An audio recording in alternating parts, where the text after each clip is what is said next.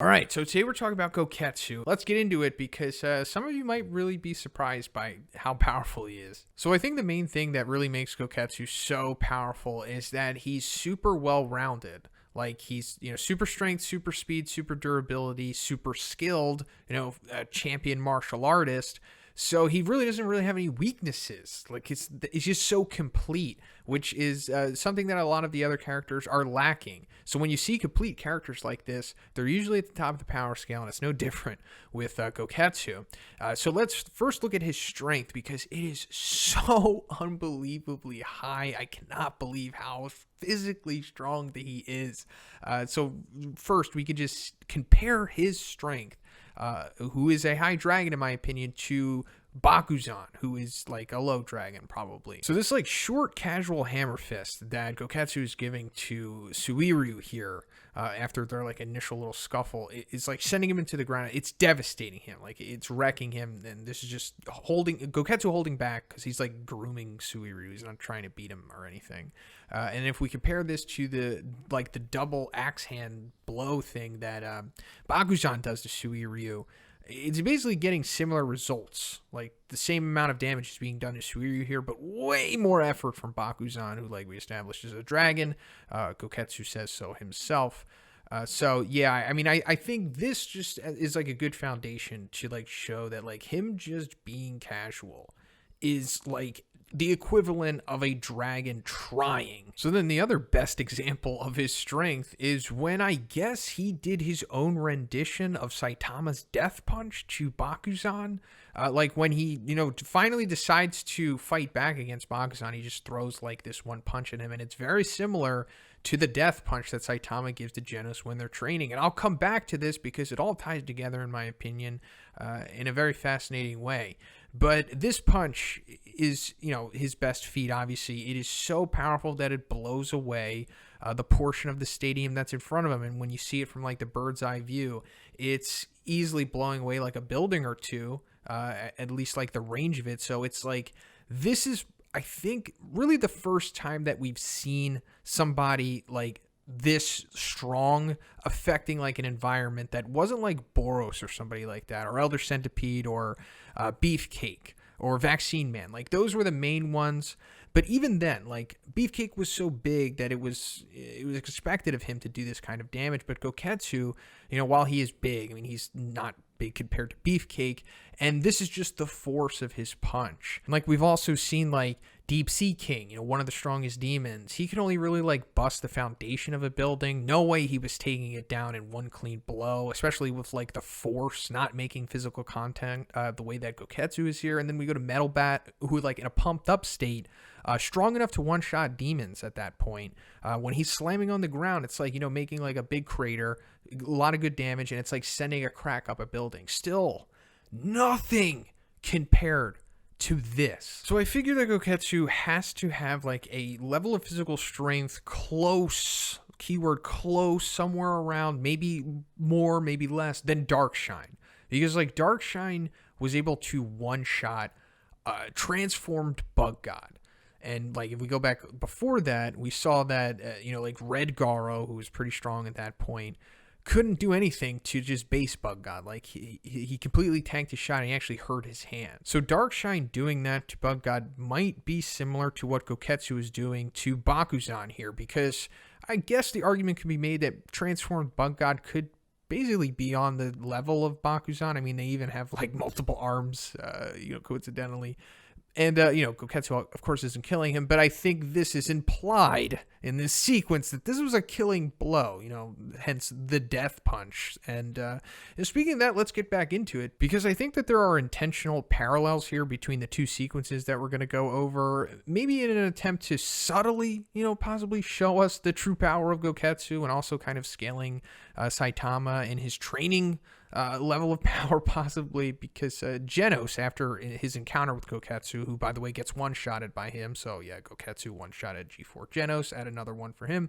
He says his presence felt so different, like no other monster Genos had faced before that point. So I also think that this might be saying just straight up that Gouketsu is stronger than base Carnage Kabuto, because Genos, obviously, that was like the strongest monster he had faced before this point.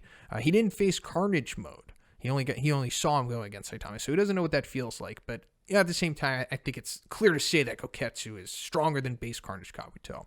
But the big thing is that he says, and he possessed unfathomable strength, almost like Master Saitama's. So when Genos says this, I think he might be referring to like when they were training, because that's when he's actually felt Saitama's strength rather than just seeing it. Because he's talking about felt here.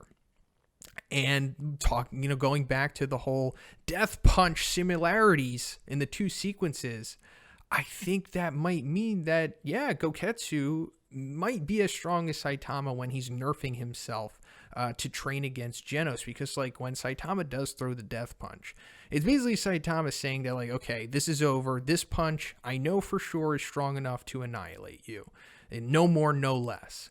And we saw what happened when Gouketsu connected with Genos. He one-shotted him. So that could be that too. And also like the end result of Saitama's death punch in the manga, by the way, the anime amplified this scene. But the end result, like the impact that it made, very similar to what we see from Gouketsu here, from his pseudo death punch on Bakuzan. So like, is that it? Does that mean that he is in fact as strong as Saitama training? And does that also mean that Saitama nerfs himself to like Gouketsu's like high dragon level in order to just train against Genos possibly? So his speed is equally impressive maybe, which is like unfair and awesome at the same time. So like at the end, in chapter 64, after Genos faces off against Awakened Cockroach, Gouketsu like sneaks up on him. But before he does, Genos like senses him approaching, and he's like, something approaches at high speed. Is it that roach again? No, this is different. So that means that Gouketsu coming up on him feels like Awakened Cockroach's speed, and Awakened Cockroach is pretty much just as fast as Sonic. Not saying he's faster, but he's like basically on that same tier. So I guess that means that Gouketsu is just as fast as Awakened Cockroach, who is also the fastest demon level monster, which would also mean that he's just as fast as Sonic, maybe? I mean, like, let's go further, because, like, we see how fast that Suiryu is. You know, he's S-class level. We saw him go against Chose. It was crazy. You know, it's showing that he has super speed, and he's nothing compared to Gouketsu, because, like, Gouketsu, after Suiryu jumps off of his shoulder, there's, like, a little distance between them, and Suiryu gets, like, distracted for, like, a second, and then instantly Gouketsu is behind him, and he does something similar to this after that, because, like, he hits Suiryu, and as Suiryu's, like, falling backwards, Gouketsu is meeting him at the destination of him, like, falling instantly, and Suiryu can't even, like, comprehend this, because he's so fast. So I think that this lines up with like Genos thinking that it was Awakened Cockroach, meaning that Gouketsu might be just as fast as Sonic, maybe even faster than him, definitely faster than Suiryu here, who was already, you know, shown to be crazy fast. And his durability is probably, you know, on a similar level of his strength and speed. Maybe not his absolute best attribute possibly, but we see that like Suiryu has nothing for him. You know, reiterate, S-class level dude here, superhuman strength, splitting the ring in half and everything.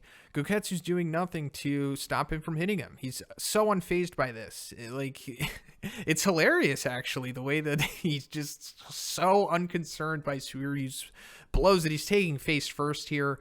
One of the most impressive feats of durability that we've seen up here, you know, ranking up with Darkshine. This is something that Darkshine does too, so maybe his durability is up there with his too. I don't know, maybe not. But, I mean, it's obviously impressive. But I'm saying that it's not the best because he's not at the very top tier of durability, considering that he died from a single punch from Saitama. And, you know, obviously the characters at the top have taken at least one punch from him. So the last thing I want to take a look at is his martial arts skills. Obviously a very valuable asset in the power scale of One Punch Man. And we see it clearly, like when Bakuzan steps to him, so nonchalantly, just similar to how he was handling Suiryu, not a care in the world, just one-handed standing to the side, parries all of Bakuzan's shots, forearms, dragon level, former winner of the Super Fight tournament, Like, this is incredible. This is, I think, one of the best feats in the series. He's like catching Bakuzan's elbow spike in between his fingers like a kung fu movie or something. It's like comical. The way that Gouketsu is handling Bakuzan and Suiryu here, like two pretty powerful characters, and it's just like they have no business going against him. It's like how an S-class hero would treat like a B-class hero or something like that. So I'm thinking that like maybe one had Saitama take out Gouketsu because he had to. Because, like, if Gouketsu would have allowed to, like, live and go on to, like, the Monster Association battle, he would have been a serious problem for pretty much everyone outside of Tatsumaki, I guess, right? So, High Dragon, like we've already established through and through, he is, like, the High Dragon. And probably, maybe, you know, the third strongest cadre, possibly. But let me know what you think about Gouketsu in the comments. Am I overhyping him, or am I doing it just right? Let me know. And if you liked it, please give it a like. I also have a Patreon that gives you access to a weekly Q&A, and if you haven't already, please subscribe as well. Have a great day, and I'll see you in the next one.